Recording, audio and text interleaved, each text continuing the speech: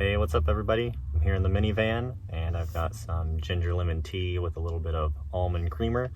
I like to go to quick trips sometimes to just get hot water. You can kind of get hot water at like any gas station, and I'll make tea.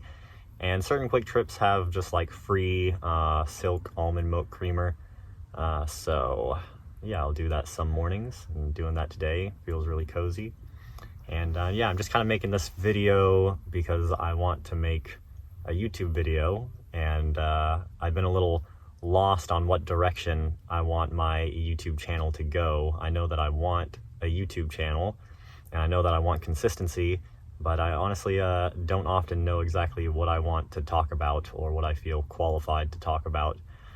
So right now I'm just going to be kind of, just doing little lifestyle videos and updates and things like that, and talking about just like random shit until I really narrow in on what I actually want to focus on and hopefully provide some value around. And if you want kind of slightly more updated stuff on my life and other things that I'm offering, I encourage you to go to my podcast on Spotify. It's called What the Fuck Am I? That's WTF Am I? And find me on there, and I have a lot more. I'm more active on the podcast, talking about myself and kind of just things that I have to offer. But today I thought I've been thinking about just sharing some random stuff about diet, my opinions on diet. I don't talk about it too often anymore. I kind of don't really. I just reached a point in my sort of diet journey because I was really wanting to center my whole life around raw veganism and fruitarianism and helping other people with that and learning and studying, the body and diet. I just always thought that was going to be what I'd be doing forever because I was so into it, and I still am. But I think I got to a point where I just really felt like I knew what was good for my body.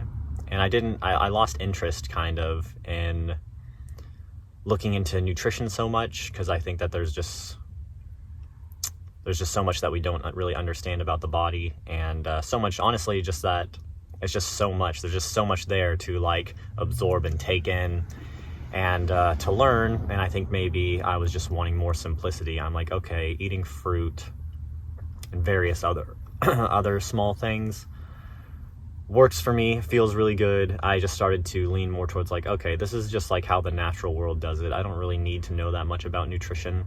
I just need to know about how like my species is supposed to eat, and that makes really a lot of sense and is really simple. And I think I've been questioning that lately. I know that fruit for me is still just like the best thing ever, that makes me feel incredibly good and is super easily digestible, and I have tons of energy on.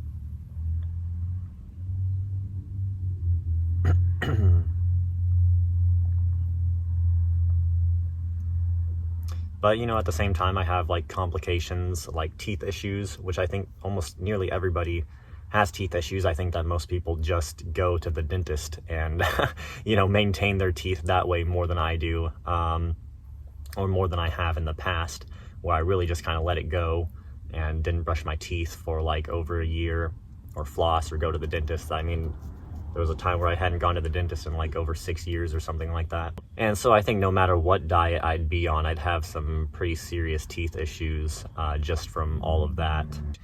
But some more like recent complications is I have some like nerve stuff that's been going on for a while, and I think it's something that's been slowly creeping up for years, and it just hasn't gotten bad enough to the point where I've thought much about it.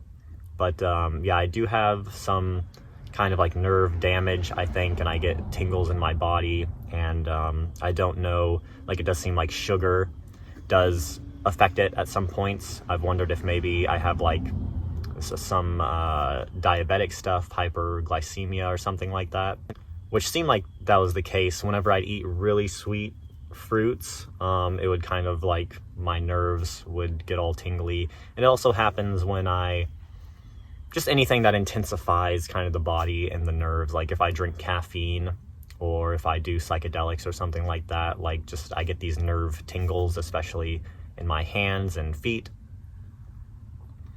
which often can be a sign of diabetes. But I've also tried to test myself with strips and things like that, little monitor things, and it doesn't seem like my blood sugar really shoots up a whole lot. So I don't know if it is like a diabetic thing or if it's some other just like nerve stuff outside of that. And it's not as if like I've solely been eating just fruit. There was like a period in my life years ago, probably around close to 7 years ago, where I was only eating fruit for over a year. And that's really the only time in my life I've ever done that. I still eat, not necessarily because I want to, but right now I still eat a lot of like fat and protein and things like that, just as like a comfort and habit, and to sort of like, you know, I want to say kind of ground myself, but it's not a very like pleasant grounded feeling. It's like I want to feel full and satiated, and like I'm not craving anything else. But when I do eat high fat and protein and processed stuff, it's not like I feel good. Like I'm like, well, I wish I had just dealt with kind of the cravings, because that would be better than like after eating all this crap.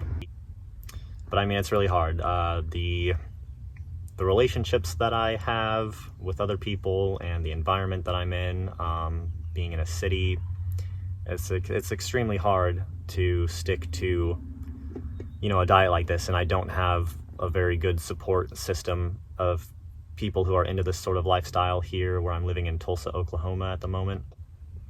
And so having a community to support each other around this is like super huge for staying committed and just having the right environment. I really believe that,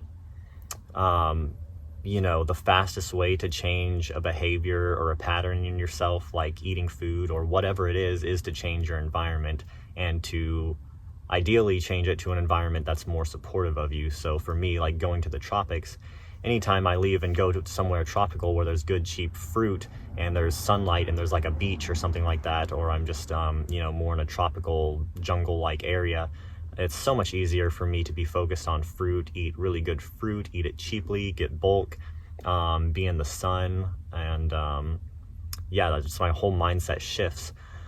Plus another huge thing there is like, you know, the cities and the states, especially if I go back home to, say, my mom's house, that's where it's always the worst for me, because that's where I've had the patterns and the triggers in the past. And so when I go back, you know, anytime we go back to a similar environment where our habits were really alive for us, we're going to start to crave those habits again, just being back in that environment. And it's going to be really easy for me and anybody to slip back into you know, like an addiction or whatever else, if we subject ourselves to the same environment that addiction was super prevalent in. And so just going somewhere new, interrupting the pattern and changing the space that you're in, super helpful for trying to change any sort of behavior. And overall, it's strange because I still feel mentally the most clear when I eat fruit. I feel like the most energetic. Like anytime I eat anything other than fruit, I just feel like I'm more sluggish and want to take a nap. And it's interesting because I feel like I am probably missing nutrients by only eating fruit, especially like the fruit here in grocery stores. You know, I doubt I'm getting all the nutrients that my body needs. But at the same time, when I eat more nutrient-dense foods, then my digestion kind of feels like shit. And it's like hard to it's hard to justify eating nutrient-dense food when I feel like my stomach is like in pain and gassy or sharp, or, you know, I want to take a nap, or I feel like demotivated. My body just doesn't feel good by getting the nutrients that I need. So, you know, maybe just like supplementation is really the best answer for that there, or just you know, ideally I'd be juicing a lot more, but I'm living out of the minivan, and I think my juicer got kind of moldy, so I'm pretty sure my girlfriend threw it away, and so I just need a new juicer and a good spot to juice more to get maybe more condensed nutrients. And I'm feeling really hopeful because I think in my last video I was talking about how I'm kind of on this transition diet, and it's like a really long-term 1 year kind of plan. And I think that's kind of the best way to go about anything, is making these like micro sort of habits for yourself that just compound over time, and really just having like a slow, incremental, like integrative way to slowly bring something into your life, because otherwise you just kind of generally try something, go cold turkey, go like full pedal to the metal, and then you sort of rebound or whatever, relapse, and you end up being worse with your addiction than when you started trying to get off of it, because you just went way too hard. And I should be saying because this is like kind of true to my experience. I know this isn't everyone's experience, but I think for most people it is, where we just go way too hard and we try to change everything all at once, and it's like all or nothing. Like if I can't eat 100% fruitarian or whatever, then I'm not going to be satisfied. I just have to cut out everything, and it's really not the most sustainable approach. And that's why pretty much every long-term raw vegan in this space, people maybe that you watch on YouTube or hear from, they pretty much always advocate for a transition diet, a slow moving towards the ideal diet that you want, because that's just how you're going to get the best results that last. And so I don't know if I necessarily fully advocate for like 100% fruitarian diet. I think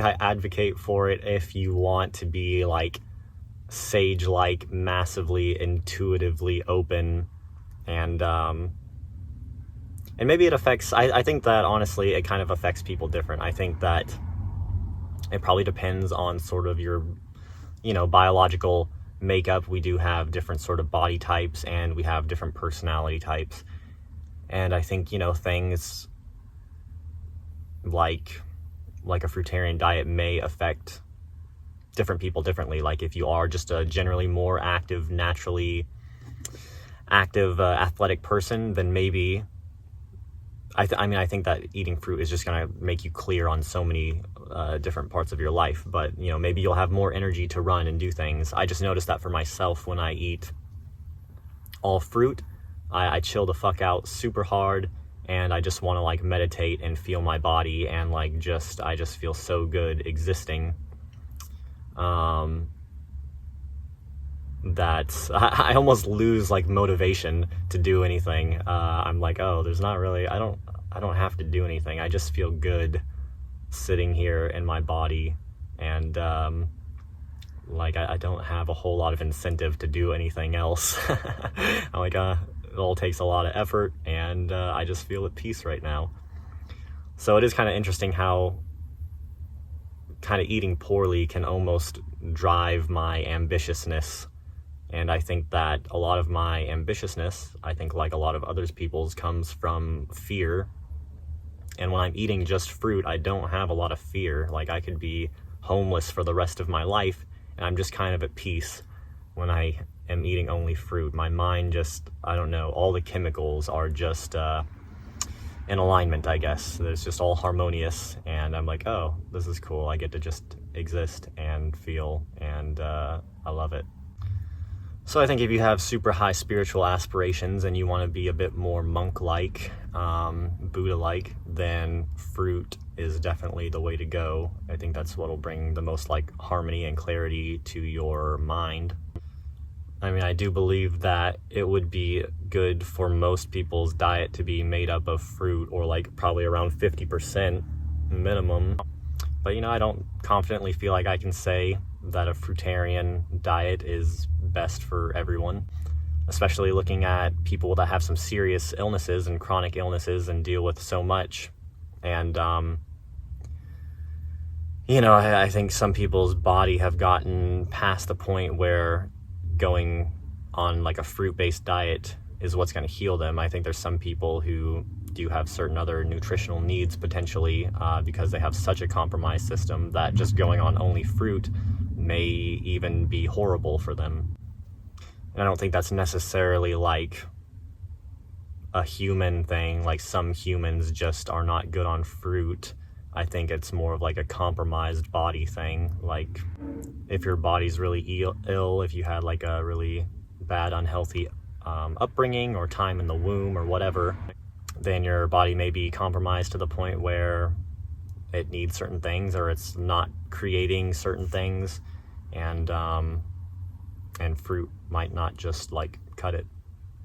You know, I'd like to believe that fasting, that you could just like fast all those problems away, but I'm not too sure about that either. I think that fasting can also cause a lot of damage if you're not doing it correctly. You know, I think that potentially some of my nerve issues could have even, I don't know if they came from fasting. I think that when I fasted in the past, it has emphasized my nerve stuff.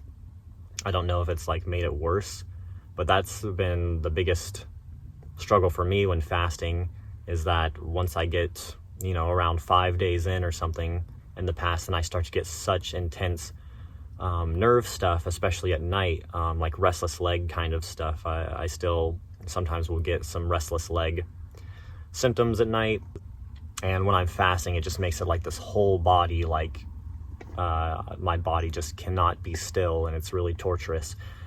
And I'm like, how the heck do people freaking do this? Does this happen for everybody? And I think that that was a little particular to me and other people with nervous system stuff, or like restless leg type stuff. So I think fasting has been a lot harder for me to go long term because of that. And there was the time in Mexico where I did a 7-day dry fast, plus I think I did a couple of days after that on just water. I think it was like 9 days total that I fasted.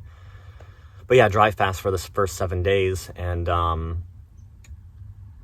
yeah, I remember, I mean, I have it recorded. You can go back and look at this video, and I show you like the pee that I took on the last day. Is so dark, and there was like thick clouds of like, and like almost like stringy looking cloud, like almost like mucus looking substances. And in the video I'm like, oh heck yeah, like this is great, I'm detoxing so hard. And now I'm unsure whether like now I'm like, that probably wasn't healthy to detox that hard. And even if that even was detox, I don't even know what that was, you know, so cloudy coming out of me like that. I know my kidneys filtered like crazy after that dry fast, like more so than they ever had before. But I wonder if that amount of like, yeah, just kind of cleansing is even really that healthy. Like, I wonder if it could have done some damage to go that hard. And so those are just, you know, some random thoughts of mine and updates. As far as my diet right now, it generally looks like getting about 2 pounds of grapes to eat in the morning/afternoon. That's kind of like my fruit meal. Sometimes it'll be watermelon, but it's usually grapes. And then for lunch or dinner, I'll have generally like some chickpeas. I just go to Whole Foods and get their like paper carton organic chickpeas without any salt. Or I'll make some white rice, like a cup of dry white rice, and cook that. And then I'll often buy like some greens. I like the power greens that have baby spinach, kale, and chard. And, you know, I'll put like some chickpeas or rice over the salad, and maybe put some like everything bagel season or everything seasoning or whatever on it. And that'll just kind of be my meal. So I'd say I probably generally have like 2 big solid meals, like, you know, the fruit, and then probably like a salad with chickpeas or rice. And then I might just snack on more chickpeas throughout the day. And so that's mostly what my diet's been looking like. And, you know, like I said, I've been on that transition. So at some point I will be cutting out, you know, chickpeas and rice and anything cooked for that matter. But I am, you know, kind of allowing myself to have that slow transition. And I'm also doing like some budgeting. I'm trying to spend less than $15 a day on food, which would be easier if I had an apartment and I had, you know, like a freezer and a refrigerator and a good place to store some of my food that isn't so subject to the elements. And also just a place to like cook food. It's not very convenient for me to cook like rice or whatever else. So I just end up spending more money than I would have to. Alright, I won't make this video any longer. Thank you so much for watching and checking it out, staying up to date with me. And yeah, talk with you in the next video.